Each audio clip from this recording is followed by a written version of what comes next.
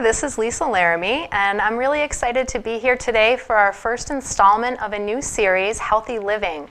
I'm a health and wellness professional. I work for Berkshire Health Systems, and it's been my lifelong passion to really bring resources to people to help them live their best life.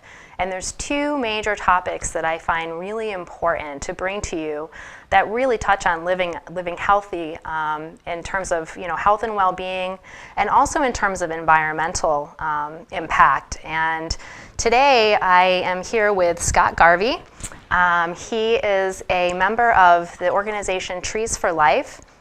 And Scott's worked at this organization for 26 years, and he's going to talk to us a little bit more today about the moringa tree. So I'm going to turn it over to Scott to let him just kind of give a little bit more background about what he does for this important organization. My name is Scott Garvey, and I am a native of Dalton, Massachusetts. When I finished college, I wanted to do year volunteer service, and I found an organization called Trees for Life that's based in Wichita, Kansas. So I went there for a year, and I ended up volunteering for 3 years. One of those years was in India, and one of the projects that we were very involved with was researching and promoting the benefits of a tree called the moringa tree, also called Moringa oleifera. And it's called the drumstick tree in English.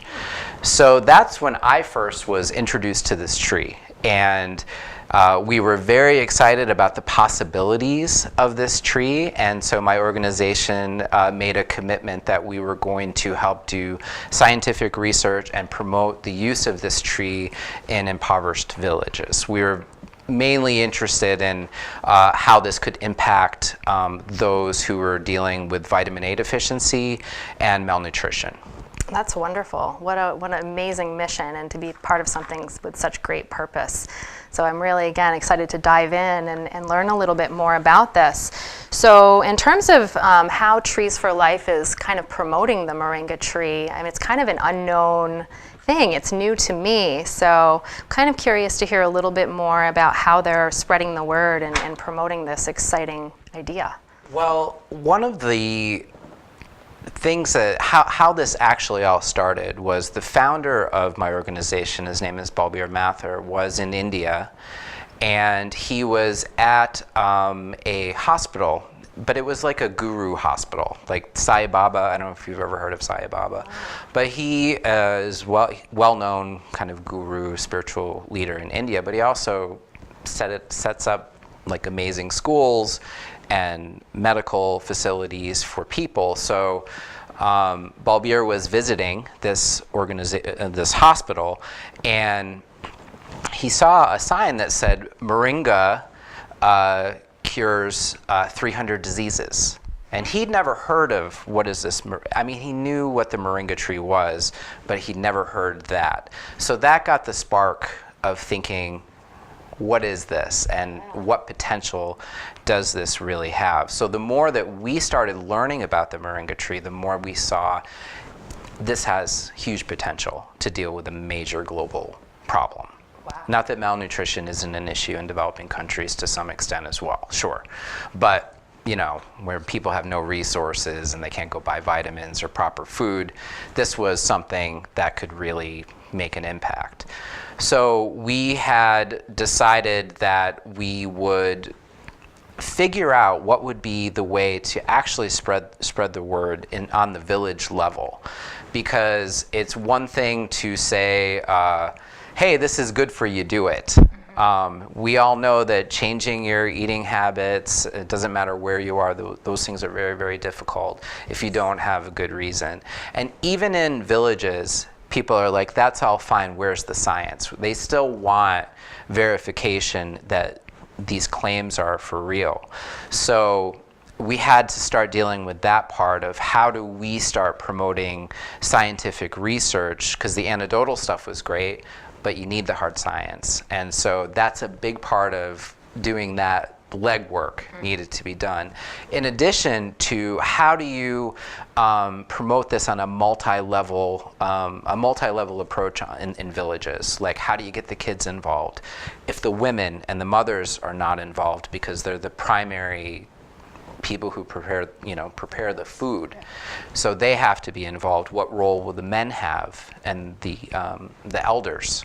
So all of those things. So we did a lot of work in villages, learning how we could promote this tree in a way that really got people involved, rather than just telling people what to do, because that just doesn't work. Yeah. So it sounds like you really took the cultural perspective on this. It's important. Yeah. It's important. Yeah. So to start a movement, it really requires a lot. Yeah, and I'm glad you said that word, movement, because really that's what it's about. My organization, Trees for Life, has and continues to want to be more of a background, in the background of how do we provide enough of a stage for other people to come and dance and participate, where this is their thing, not something they're doing for us, but this is something that they're excited about and they want to bring to their community and promote in their own community. Yeah. So I'm hearing that, and kind of putting this into their daily lives, figuring out how this tree fits is important. So there's kind of a multi-prong approach, but there's also the education and the science that you've mentioned as well. So can you tell us a little bit about the science behind the tree? Like, what types of varieties are there? Where does this tree grow? The tree grows, it's a tropical tree. So in any tropical area, this tree can grow. There are 14 species of moringa trees. Wow. Moringa oleifera is just one. Okay. One of 14. So, but you have to start somewhere. So that is the one that we initially focused on, but we continue to promote and support the research for the other 13 species, and which variety does the best in which climate, and what are the nutritional differences. And one of the things I want to mention is, we've talked about the tree, but one of the things that we specifically were promoting was using the leaves. The leaves of the tree are incredibly, the whole tree has benefits, but the leaves in particular were what we were focused on in terms of a supplement for nutrition. So these leaves, I'm just curious for our viewers out there, if they were to be interested in consuming moringa, how do they eat this? How is it prepared? It's, well, one of the things we learned from being in the villages was, again, you can't just change people's eating habits. Yeah. So can it really just be supplemented into whatever they were already eating? And so literally, like in India, dal and rice, which is like a lentil soup kind of thing, is a staple in most of India. So literally, you could just throw in some fresh leaves at the end of the preparation and eat it that way, like you would cilantro or something like that. So you just add it like a garnish. It can also be powdered. It can be dried and powdered and added as a powdered supplement into whatever somebody, whatever food is being prepared. Sounds very easy to consume then. It is. Not some major preparation. No, because again, you can't just change people's habits. Exactly. But if you say, can you just add a little bit of this to what you're... We can see ourselves sprinkling little leaves on our eating, meal. Then why not? Yeah, and then the icing on the cake is that people understanding, if they're going to make a change, what's in it for me. Yes. So I'm hearing that there's a lot of nutrition in this moringa leaf. Yes. The vitamins especially. So can you kind of talk to us a little bit more about what the bang for the buck is for adding these leaves to your meals? Yes, and one of the things is the...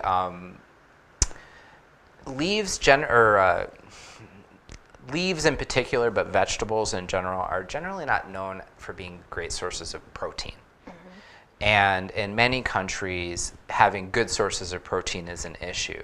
And that's one of the real special things about this particular leaf, is its amino acids, or its proteins, are quite significant for a plant source.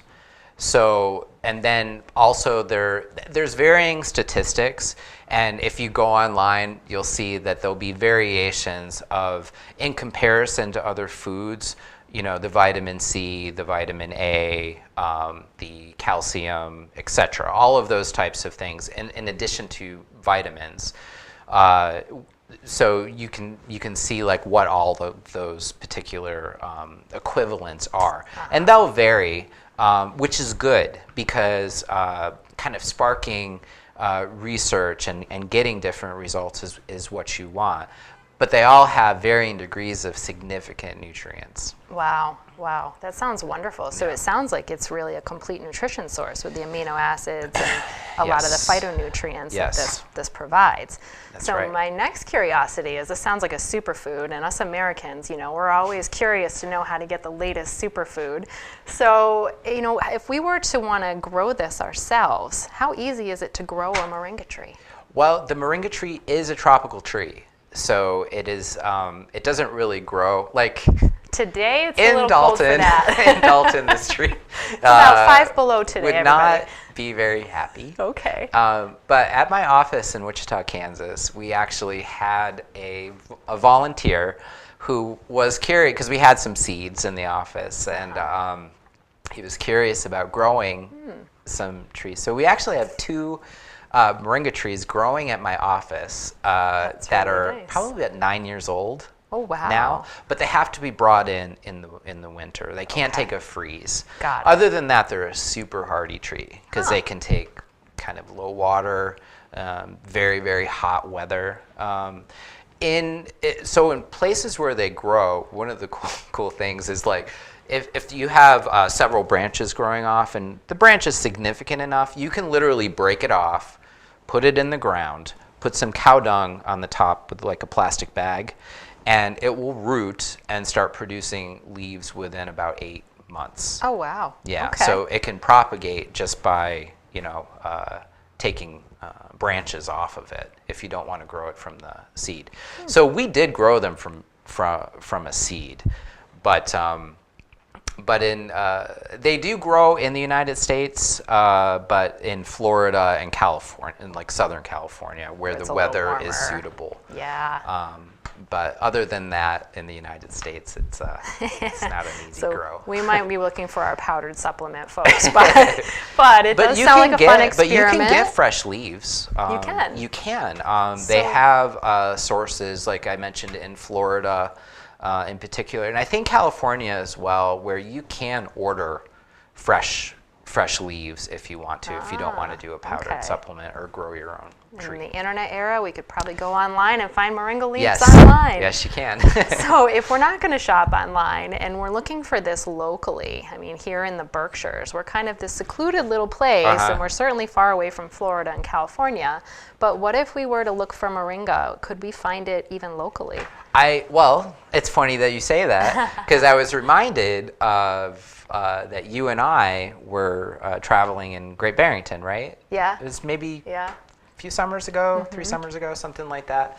And we stopped at one of your favorite health food stores. Which store was it? Oh, wait. This was Williamstown. This is Wild Oats. Oh, we were in Yeah, Williamstown. Wild Oats in Williamstown, which is a wonderful health food store. So I'll give that a little plug if you're looking for the healthy things. But I forget that so they have a lot of supplements there. So we happened to be in this store, and I was just kind of looking around, and I happened to look down, and there was a jar of, or a canister of moringa powder.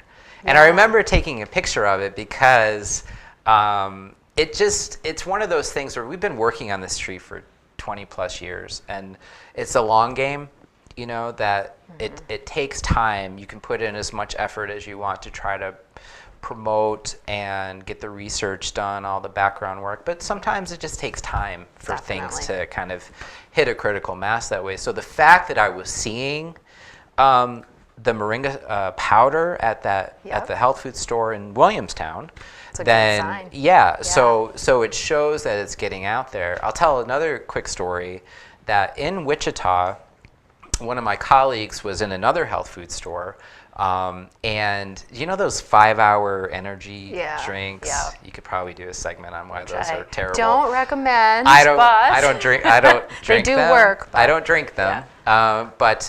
But he was in a health food store and he saw one of those, but it was moringa. Ah, It was like a okay, 5-hour so you could take a moringa shot. Wow. Shot. So, Wow. and there's many products out there now that are promoting moringa. I'm not going to name them all. Our organization is really not interested in promoting product. That is not. People will contact us and be like, "Oh, can you sell us moringa?"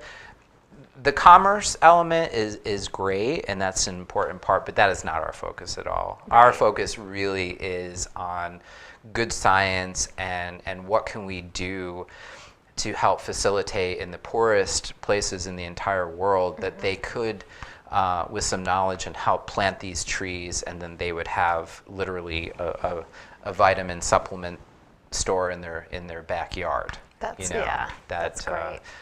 They wouldn't need pharmaceutical companies or anything like that. They would literally be able to supplement their food themselves. So it's really based on empowerment. I mean, it being is. Being able to grow your own. It really is. Yeah, But feed yourself. But knowledge, the knowledge base that's required sometimes for that empowerment, it takes time. Yeah, definitely. So it is a positive thing when we're seeing this, even though yes, it's absolutely. not meant to be a commodity, but yeah. people are starting to find out about this stuff. Yes, So now you guys too are let in on this little secret of moringa. So again, with a loftier purpose of trying to change the footprint of hunger in the world, what are you hoping to see in the future with this moringa? I think that its full potential being realized, that that we start to see that this is that many people start taking on the planting of moringa trees as part of other projects that are being implemented in places in the world where people are living in very desperate situations. I think about current affairs like Puerto Rico and Haiti in particular. There's some areas in the world that they need some help, but more than that, opportunities for them to help themselves. There's a dignity that goes with not outsiders telling other people what they should be doing, but just saying, hey, here's something you can do. Mm-hmm. And if you need some resources to get going, we can figure that out. Yeah. But you can do this. It's not introducing something foreign. Like in India, for example, people know they call it sajana in Hindi. But they know this tree grows. I just got back from India. I was there in October, and when I walk around, I say, "Oh, there's a moringa tree. There's a moringa." They are known. The reason they're called drumstick trees in English is they have these skinny little pods that grow, and that is a pretty common vegetable. They spice it, and you kind of pull the meat out of the stalk a little bit, and you don't eat the seeds generally, but it's common. But people just, that connection between the leaves, they just don't know. Sometimes it's literally just that little bit of connecting, and also again having the verification that, hey, this is legit, and this could really, be great for your kids, and that kind of a thing. So it's there, but again, it takes time for that knowledge to become common, and people just know, and they hear about it, and they see it advertised on TV, and they know. Right. Again, anything that you do, be prepared to spend 25 years doing it. So you guys are already going into I'm already there. I'm open. just 1 year over. Yeah, I was going to say you're 26. But just that idea, and the other idea of looking at things from 1,000-year impact. So it's good to see the moringa can there, but I understand that for the long game, kind of doing what I can now to help plant the seeds literally and metaphorically for the potential that can take place in the future, long after me and trees for life. You know what I mean? It's not about that. Yeah, it's leaving a legacy of goodness for mankind. And being intentional about that, and not being discouraged by the short-term results. That looking, I think about that. It's kind of in the same vein of the seventh generation, that Native American concept. Have you heard that? I don't think so. Well, it's basically that the decisions you make now, that you consider the impact that it's going to have 7 generations from you. That's a powerful way to think about it. It really is. Yeah. So sometimes it reminds me of that, but I just that's my hope, that that its full potential is realized, and that it gives those kids in developing countries a chance at becoming some of the great humans of the world, because they have the basic nutrition that will help them learn, help them, all of those things are all tied together. Yeah, it sounds like there's a lot of power in such a simple thing, and yet, that whole idea of a movement, it doesn't happen overnight. No. Then we call it a trend, which we're certainly not interested in trends. We're not interested in trends. And it's fine that it trends, but we're not. That's not where our interest is. 25 years is certainly no trend. No. Is there any other initiatives that Trees for Life is really looking at for next steps, or is it kind of the continuation of the mode that you're currently in awareness? It's really, I would say the science part is, and especially the studying of the other varieties that, because again, we really focused on Moringa oleifera, and that needs to continue. Mm-hmm. We had created a book several years ago that's available online. You can download a PDF, or you can contact our office and get copies if you'd like. We'll send them to you. And the idea behind the book was it was created in 2 sections. The first section, and it was actually created for kind of heads of state, decision makers, politicians, those types of things. So the first section of the book is really just about all the great, hey, at a glance, this is really something interesting. Mm-hmm. And then the second section was all of the science that we collected up until that point. Put in graphs with photos and that stuff too. Right. But it's really kind of isn't this amazing? And then here's the science that we know, with the idea that they would hand over to people who actually do the work, mm-hmm. And say, let's do this. So, so that is happening on its own.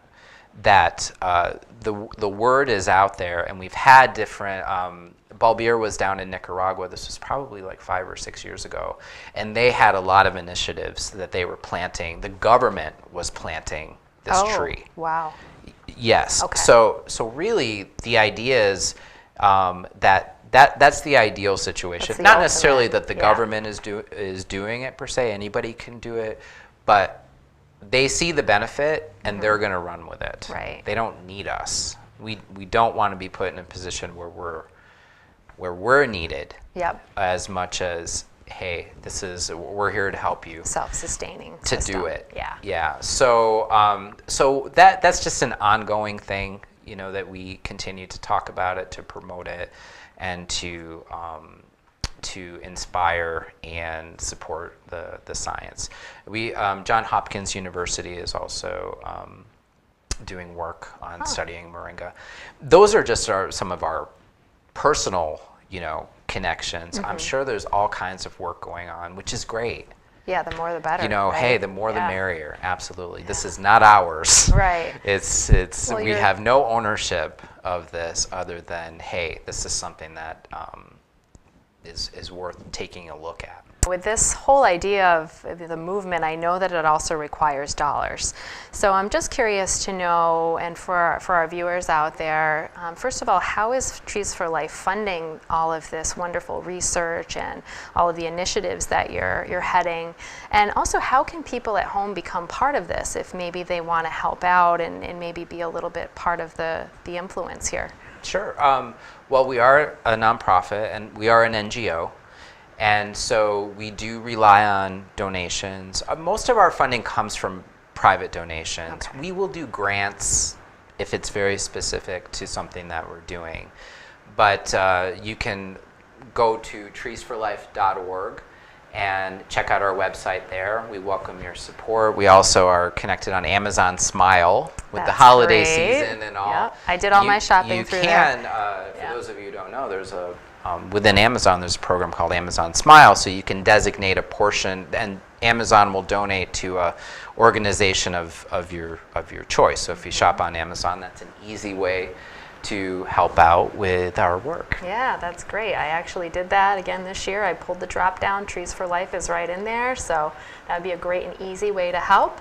So, on the website, I did check that out, and you have a lot of information, really Yes. great videos if you want to see a little more about the trees.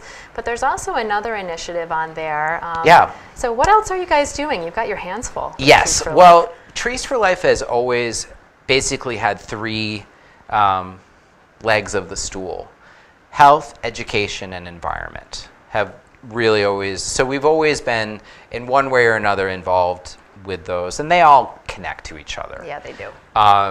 And we have recently been, just recently launched a new initiative called Teach for Life, which we're very excited about. I mentioned that I was in India in October, and we were there promoting the Teach for Life program. I think with the basic idea that if you really want to deal with poverty, education is key. And there's a lot of places in the world where there is a lack of trained teachers. So how do we connect skilled, experienced teachers in the United States and all over the world to share their best practices with teachers in developing countries? And these days, we live in a very unique time that we have the ability through the internet to connect to each other in a way that's never been possible. True. I was traveling in very remote villages in India a couple of months ago. Everybody has a cell phone. Really? Everybody. Now, are they using that cell phone to access all of the information that's available? Maybe, maybe not. Right. But the possibility is there. So we're very interested to see, again, how can we build a platform where people can help each other and help empower each other through knowledge. Yeah. And so it's no different, really, in some ways than the basic philosophy of Trees for Life, is how do you be of service? What can we do that where we can create an environment where we can, through cooperation, make changes that need to happen for the good of humanity. That's a wonderful thing. It's just such a nice thing to know that there are people like you out there that are really willing to give their careers to something meaningful. I feel very fortunate that I have the opportunity to do work that's meaningful. Absolutely. And I know you feel that way too. Yeah, I think And we also know not everybody does feel that way. And so I do count myself among the fortunate that I get to do work that